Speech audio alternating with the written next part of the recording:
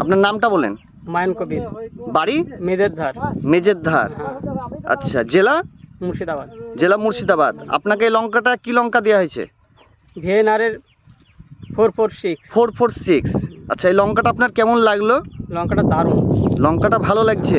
এমনি ধরাট কেমন আছে? প্রচুর ধরাট, প্রচুর ধরাট। এমনি অন্যান্য চাষি ভাইরা কি বলছেন? হ্যাঁ ধরাট ভালো, ভালো লাগছে সবারই এই লঙ্কাটা।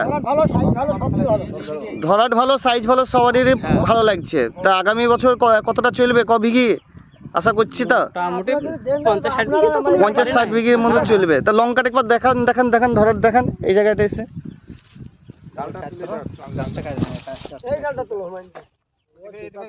এখান থেকে তুললেই দেখতে হবে, তাইলেই হবে। প্রচুর ধরেছে, প্রচুর। এমনি তো চাষি ভাইরা খুব পছন্দ করছে।